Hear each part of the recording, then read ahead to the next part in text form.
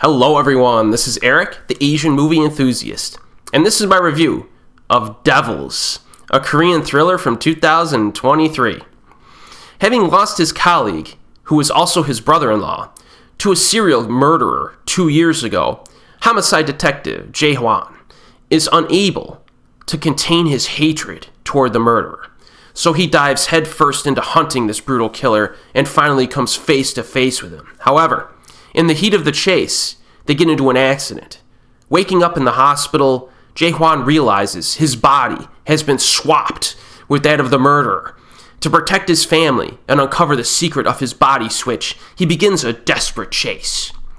Now, when I first read this plot synopsis, I assumed that this would just be like the Korean thriller version of Face Off.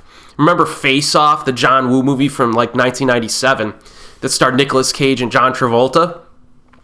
I'm actually one of the people who actually really enjoys Face Off. I think it's quite entertaining. So I went into Devils with this expectation. I mean, this is like the Korean version of Face Off. But outside of the body swapping gimmick, they're very different films. So the film opens with a man in a dark room. He's got glow in the dark paint on. He's painting his own creepy face and now painting a dead body, and he begins to dismember the body. So it's quite macabre, but I kind of liked it, the way it was shot and stuff. Now the brother-in-law shows up, and for some reason, our main protagonist sends the dude into this villain's lair alone. Stupid decision, dude gets killed. It's revealed early on, however, that there's a team of serial killers that kill people and put footage of the deaths on a snuff internet webpage. That's actually pretty interesting.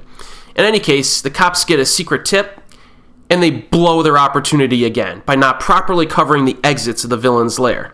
The bad guy even has his car parked out in front of his freaking house, and the cops don't even bother to secure it or anticipate its use, so he drives off.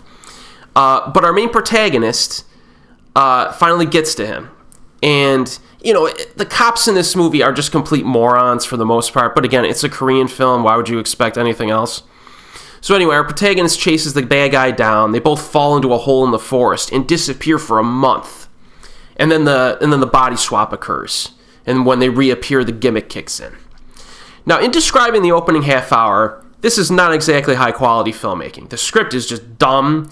Events are rushed through, like the death of the brother-in-law just feels like, I don't know, they didn't really focus on it much or develop the guy much. Tracking down to the suspect, there's like a tip the cops didn't even earn through their own investigation. Erratic time jumps that are awkwardly placed. Verbal exposition that's used to explain stuff that we didn't need explaining. And I was just like, this movie kind of stinks. However, with all of that said, the premise is still pretty interesting. And I do think the film gains some footing around the 30-minute mark when the gimmick kicks in and it focuses on the younger partner of the protagonist, the guy who's still alive, obviously. He's like a separate dude who died early on. And he suspects something's wrong here. Ironically, this side character is a little bit more capable than our main character, who still screws up every time he tries to pursue it. Every time this main character pursues a bad guy, he screws up. But considering its thriller genre designation, at this point in the film, I was kind of hoping it would go real dark and show the consequences of a serial killer having the ability to hide inside of the body of a cop. It does not do that, but that's not the intention here. And in some ways, I'm happy about this, because we get the final act.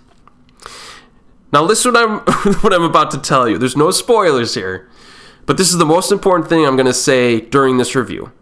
Certain things happen later on in this movie that are completely ridiculous and unrealistic, but totally unexpected and very entertaining.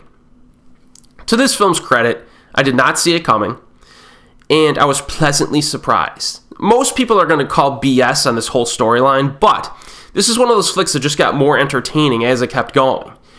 And I gotta say, I was pretty locked in during the final act. I wanted to see what was going to happen. It's pretty stupid, but I had fun with it. Now, in terms of gore, there are a few short scenes of wince-worthy violence, but it's not too bad. I think most people would be fine sitting through this. No big thriller action set pieces either.